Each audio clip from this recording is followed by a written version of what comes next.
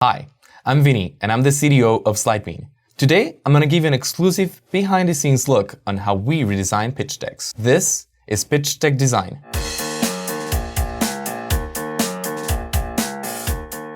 So to show you our process, we'll be using the slides of a company called Mint. If you're not familiar with Mint, it is a web service that lets people manage their own personal finances. Mint went from being a regular startup in 2007 to being acquired by Intuit just 2 years later for $170 million. So they know a thing or two about pitching. So let's jump to the slides. So the first thing I usually do is I view the presentation. I scroll through the slides to get a sense of what the company does, what their value proposition is, what they're trying to communicate here. The most critical thing when redesigning a pitch deck is that I need to understand the content first. Otherwise, it takes me twice as long to edit the content. I already know Mint, but I need to judge this as if I'm seeing it for the first time. So the first thing I notice is that this presentation doesn't even have a problem slide. So I took the liberty of adding one, and the content actually flows so much better. If I had to mention one problem about presentations in general, it's not even how they look, it's about the content. If it has too much information or if it doesn't have enough information. So lesson number one, you cannot make a slide pretty unless the content in it is relevant, short, and easy to understand.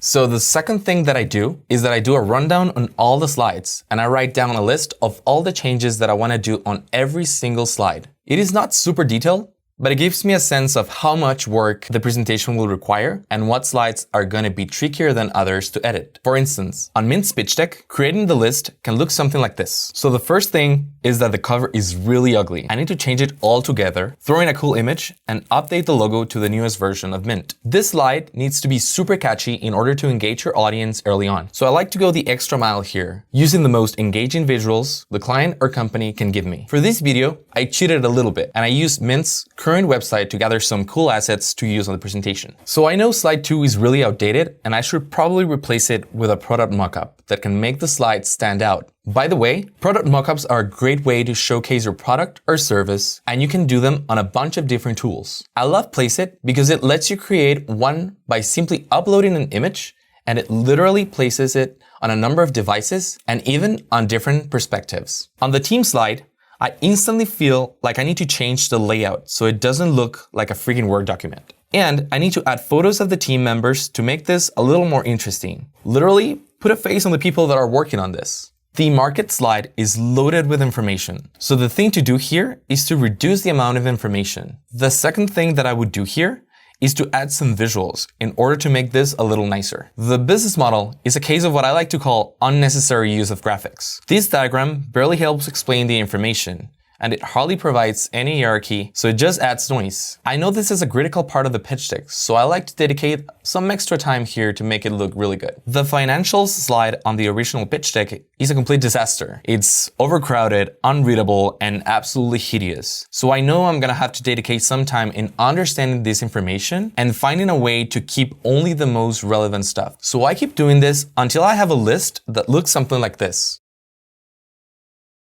So after I have my list, I begin editing the presentation hands-on. Now this is a process that I enjoy a lot because every deck represents a different challenge and it's very rewarding to see a presentation slowly improving. So I usually begin by changing the presentation defaults and crafting a custom look for my deck. We have all seen thousands of presentations that are literally a white PowerPoint with black Calibri fonts, and that's just a sad side. It makes you look like you did your presentation in a hurry, so try to avoid this at all costs. We have some cool articles about how to avoid these rookie mistakes. I'll link them on the video description. I create a custom theme with the brand that I'm working with, just to make sure that I have a consistent look throughout the presentation. This theme helps me keep the presentation attractive, while it saves me time and effort on having to decide what colors to use on every single slide. So I then dig deeper into each slide. I move stuff around, rearrange the content blocks. I try different layout combinations to see what works best. I increase the text size in some paragraphs and reduce it on others. I play with different effects and shapes. I like to play around with the backgrounds too. I think this is one of the easiest ways of making your presentation more dynamic and interesting. Using images as background is a great way to make a slide look super cool, obviously making sure you have enough contrast so that the information is still readable. This is a process that after redesigning hundreds of presentations